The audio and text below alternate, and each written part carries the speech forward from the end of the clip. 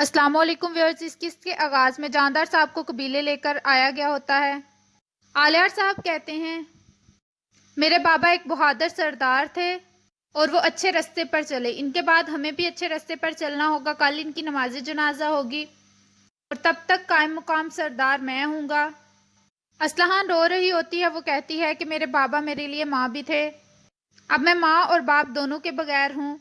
چولپان خاتون کہتی ہیں کہ سعادتین کو پیک تمہارے لیے اب سب کچھ ہوں گے۔ اسلحان کہتی ہے، میں اس بارے میں کیسے سوچ سکتی ہوں؟ چولپان کہتی ہے، تم ارطغرل کے بارے میں جب سوچا تھا تب تمہیں خیال نہیں تھا، اس کی وجہ سے ہمیں تمام مصیبتیں سہنا پڑ رہی ہیں۔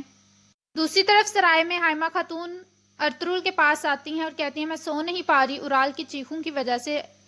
ارطغرل کہتا ہے کہ موت کے انتظار میں ایک بدترین انسان بھی پچھتاتا ہے۔ حائمہ خاتون کہتی ہیں کہ تمہیں چاہیے کہ اورال کو اس کے باپ کی نماز جنازہ پر لے جاؤ، کیونکہ رحم کرنا ہماری روایات میں شامل ہے۔ ارطغرل کہتا ہے، میں اس کے بارے میں کچھ سوچوں گا۔ دوسری طرف کاراچائسر قلعے کا منظر شروع ہوتا ہے۔ ویسلوس کہتا ہے کہ اگر اورال مر جاتا ہے تو ارطغرل زیادہ مضبوط ہو جائے گا۔ پیٹروس کہتا ہے کہ ہم ان کو آپس میں لڑوانا چاہتے تھے، لیکن جاندار صاحب کی موت نے سب کچھ خراب کر دیا۔ ویسلوس کہتا ہے کہ اگر آلیار سردار بن جائے گا تو وہ آپس میں متحد ہو جائیں گے، یہ تو سارا کام خراب ہو گیا ہے، ہمیں اس کے لیے کچھ نہ کچھ کرنا پڑے گا۔ میں ایک سپاہی خط لے کر آتا ہے، ویسلوس اس سے پڑھ کر بہت غصے میں آ جاتا ہے۔ پیٹروس پوچھتا ہے کہ اس میں کیا لکھا ہے۔ دوسری طرف سرائے کا منظر شروع ہو جاتا ہے۔ ارطغرل ترگت کو کہتا ہے کہ تمہاری ذمہ داری ہے، تم اورال کو بحفاظت قبیلے لے کر جاؤ، میں چاہتا ہوں کہ وہ آخری رات قبیلے گزارے۔ ترگت کہتا ہے، جیسے آپ کا حکم بھائی۔ دوسری طرف ویسلوس پیٹروس کو بتاتا ہے کہ شہنشاہ نے مجھے قلعے کا منتظم مقرر کیا ہے۔ ویسلوس کہتا ہے، شہنشاہ چاہتے ہیں کہ میں امن کو برقرار رکھوں اور میں یہ نہیں چاہتا۔ اتنے میں ایک سپاہی آتا ہے اور وہ کہتا ہے کہ ہلینا آپ سے ملنا چاہتی ہے۔ ویسلوس کہتا ہے کہ بیجو سے اندر۔ ہلینا اندر آتی ہے اور پیٹروس چھپ جاتا ہے۔ ویسلوس ہلینا کو بتاتا ہے، شہنشاہ نے مجھے گورنر مقرر کیا ہے۔ ہلینا کہتی ہے کہ میں آپ کی خدمت میں حاضر ہوں آقا۔ ویسلوس کہتا ہے کہ تم شاید یہ چاہتی ہو کہ بابا کے سوگ کے بعد تم یہاں سے چلی جاؤ، لیکن میں چاہتا ہوں تم ہمیشہ میرے ساتھ رہو۔ میں تمہیں ترکوں کے خلاف اپنی جنگ کے ساتھ دیکھنا چاہتا ہوں۔ ہلینا کہتی ہے کہ یہ میرے بابا کی وصیت تھی کہ میں یہاں قلعے میں رہ کر حفاظت کروں، اور ہمارے شہنشاہ کا بھی یہی حکم ہے، تو میں پھر یہاں پر ہی رہوں گی۔ ویسلوس کہتا ہے کہ یہ تمہارا قلعہ ہے اور میں تمہاری اجازت سے یہاں گورنر بننا چاہتا ہوں۔ ہلینا کہتی ہے کہ جیسے آپ کی مرضی، میں جاننا چاہتی ہوں کہ لاسکیرس کا آپ نے کیا کیا ہے۔ ویسلوس کہتا ہے کہ اس کا جلد ہی انجام ہوگا۔ ہلینا کہتی ہے کہ میں اس کے بارے میں جاننا چاہتی ہوں۔ ویسلوس کہتا ہے کہ تمہیں سب کچھ بتا دیا جائے گا۔ پھر ویسلوس پیٹروس کو کہتا ہے کہ تم گورنر کے قاتل بنو گے، ہلینا تمہارے خلاف گواہی دے گی کیونکہ اسے تم نے دیکھا تھا۔ ارطغرل کہتا ہے، ہر کسی کی نظر یہ ہوگی کہ جاودار قبیلے کا سردار کون بنے گا۔ آرتک صاحب کہتے ہیں کہ ویسلوس یہ کبھی بھی نہیں چاہے گا کہ آلیار اس کا سردار بنے، کیونکہ اس سے ترک قبائل متحد ہو جائیں گے، اور وہ کہتے ہیں کہ ایسا نظر آتا ہے کہ ویسلوس بھی گورنر کے قتل میں کہیں نہ کہیں شامل ہے۔ ارطغرل کہتا ہے، سعادتین کو پیک میری خلاف نفرت میں اتنی آگے جا چکا ہے کہ وہ کسی کے بھی ساتھ اتحاد کر سکتا ہے۔ حائمہ خاتون کہتی ہیں کہ ایک مصیبت ٹلتی نہیں کہ دوسری آن پڑتی ہے۔ دوسری طرف ویسلوس پیٹروس کو کہتا ہے کہ تمہیں ارطغرل تاجر حسن کے طور پر جانتا ہے، اور ہلینا پر بھی تم نے حملہ کیا تھا اور اس نے تمہیں دیکھ لیا ہے، یہ ہمارے لیے مزید آسان ہو جائے گا۔ اس دنیا میں تمہیں مشکل سہنا پڑے گی، لیکن آسمان پر تمہارا مقام عظیم ہوگا۔ ہم اس عظیم مقصد کے لیے پیدا ہوئے ہیں اور ہمیں اسی کے لیے ہی مرنا ہے۔ پیٹروس کہتا ہے وہ دلیل مانگیں گے۔ ویسلوس کہتا ہے کہ ان کو دلیل مانگنے کی ضرورت نہیں پڑے گی، کیونکہ وہ جانتے ہیں کہ تم سیمون کے ساتھ شامل تھے اور سارا الزام ان پر آ جائے گا۔ کیا تم یہ تکلیف سہ پاؤ گے؟ پیٹروس ہنسنا شروع کر دیتا ہے۔ وہ کہتا ہے، میں پہلے بھی یہ تمام تکلیفیں برداشت کی ہوئی ہیں، مجھے اس میں کوئی بھی دقت نہیں ہوگی۔ اور امیر سعادتین کو ایک پیغام بھیجو، ان کو کہو میں آپ کو مدعو کرنا چاہتا ہوں اور ایز اے گورنر آپ کے ساتھ امن قائم کرنا چاہتا ہوں۔ پیٹروس کہتا ہے جیسے آپ کا حکم۔ دوسری طرف سعادتین کوپیک جاودار قبیلے کے ایک سردار کو بلاتا ہے۔ سعادتین کوپیک اس جاودار قبیلے کے سردار کو کہتا ہے کہ تم سردار کے طور پر جرگے میں اپنے آپ کو منواؤ گے۔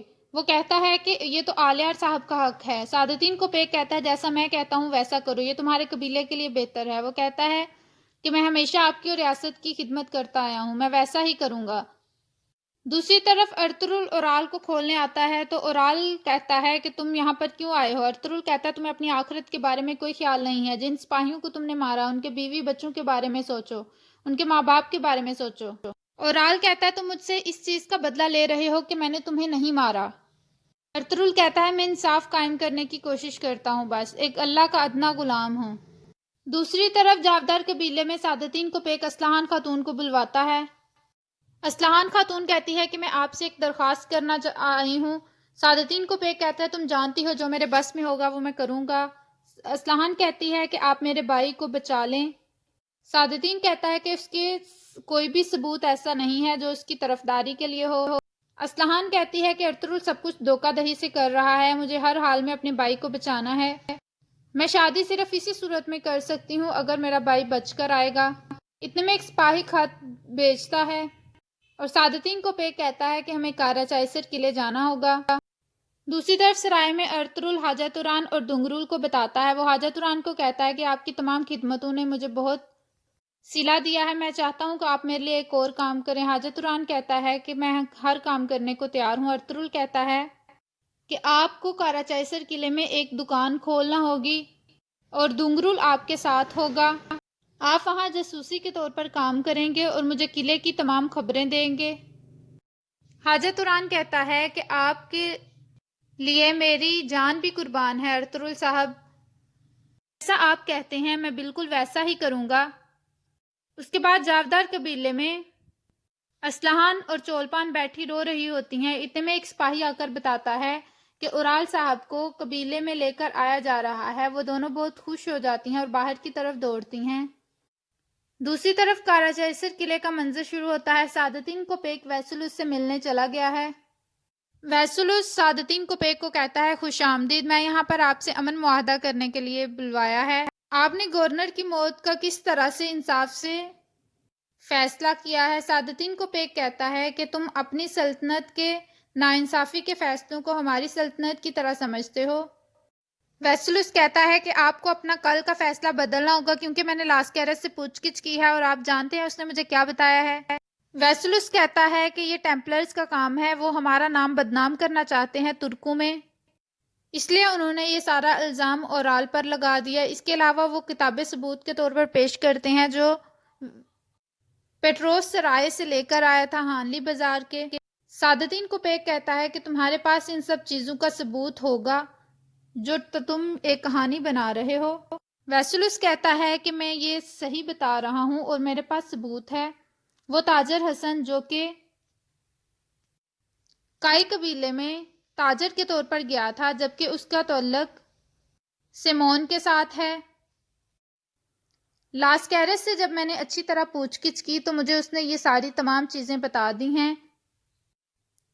اس کے بعد وہ لاسکیرس کو پیش کرتے ہیں۔ ویسلوس کہتا ہے کہ آپ بھی اس سے پوچھ گچھ کر سکتے ہیں اور پھر وہ پیٹروس کو بھی پیش کرتے ہیں۔ ویسلوس کہتا ہے کہ ان دونوں نے اپنی تمام گناہوں کا اعتراف کر لیا ہے اور پھر یہاں پر اس قسط کا اختتام ہوتا ہے۔ ویڈیو پسند آئے تو لائک کریے گا، ہمارا چینل سبسکرائب کر دیجیے گا اور کمنٹ کر کے بتائیے گا کیسی لگی آج کی ایپیسوڈ۔ دعاؤں میں یاد رکھیے گا۔ اللہ حافظ۔